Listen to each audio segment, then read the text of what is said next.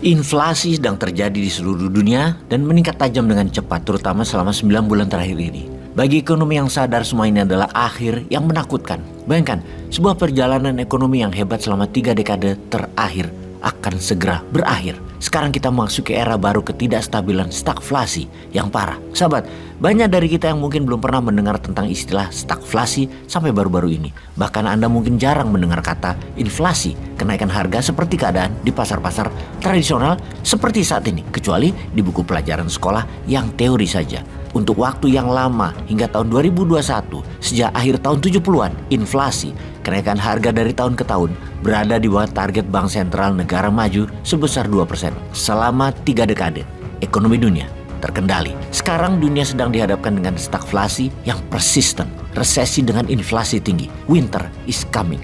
Lalu apa yang harus kita lakukan? Ikuti video narasi ini sampai selesai, wahai sahabat. Kita menengok sejarah sebentar. Pada tahun 1970-an, dunia mengalami satu dekade stagflasi karena 2 guncangan minyak negatif dan respon kebijakan yang salah menyebabkan inflasi dan resesi dunia. Guncangan pertama dipicu oleh embargo minyak terhadap Amerika dan Barat oleh OPEC setelah Perang Oktober 1973 antara Israel dengan negara-negara Arab. Guncangan kedua dipicu oleh revolusi Islam di tahun 79 di Iran. Dalam kedua kasus tersebut, lonjakan harga minyak menyebabkan lonjakan inflasi dan resesi di ekonomi pengimpor minyak di Barat. Inflasi didorong oleh respon kebijakan terhadap goncangan karena Bank Sentral tidak dengan cepat mengetatkan dan memberlakukan kebijakan moneter dan fiskal yang kuat untuk menahan inflasi. Dunia mengalami inflasi 2 digit dan resesi parah hingga menghancurkan kepresidenan Ford hingga Jimmy Carter di Amerika. Kemudian setelah stagflasi tahun 70-an dan hingga awal 80-an, dunia keuangan dunia melakukan sentralisasi keuangan kendali IMF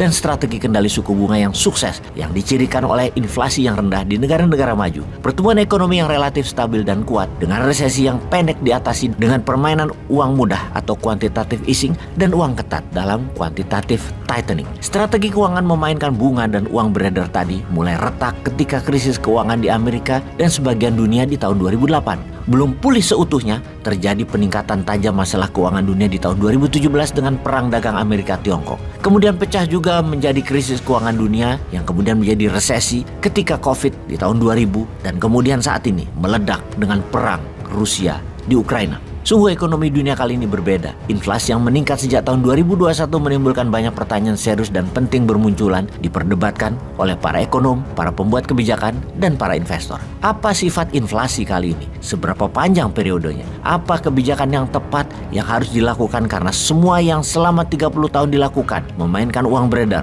tinggi rendahnya bunga, kuat lemahnya dolar, semua saat ini tidak jalan, tidak efektif. Dunia tetap inflasi tinggi, daya beli terus menurun. Apakah era keuangan IMF sudah akan berakhir? Apa yang harus dilakukan dengan telah terjadinya inflasi dan stagflasi kali ini? Kita jelaskan apa itu stagflasi.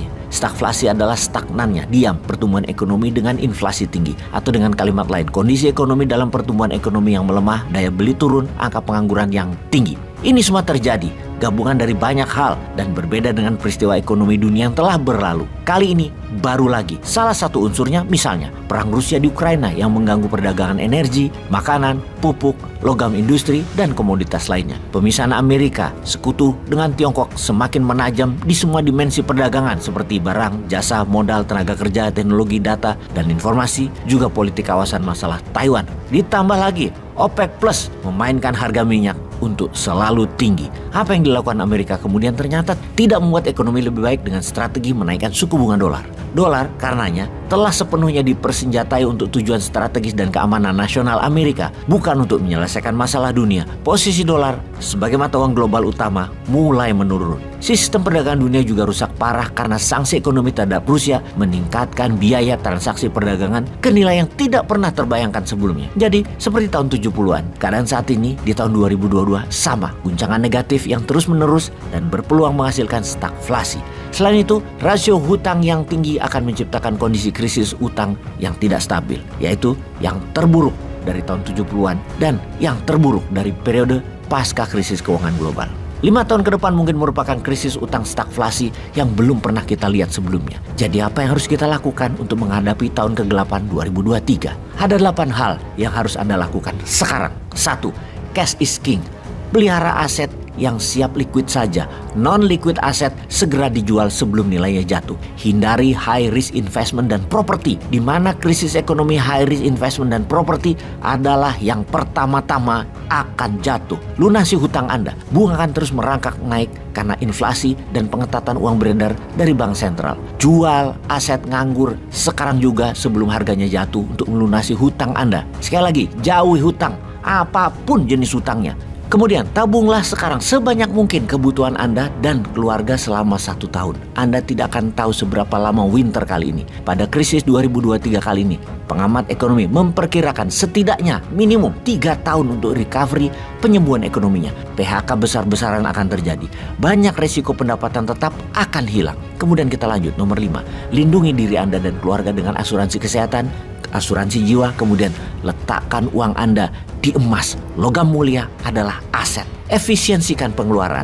Hemat apa yang bisa dihemat, dari operational expense hingga gaya hidup. Dan kita lanjutkan. Jangan menangkap pisau jatuh. Don't ever catch the falling knife. Akan mulai bermunculan aset-aset murah karena owner-owner pada butuh uang. Atau harga saham murah.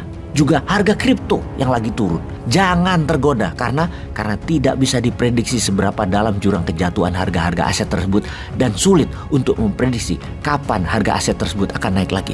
Jangan rakus sahabat. Terakhir, jaga kesehatan psikologi dan biologi Anda. Salam sehat 2024.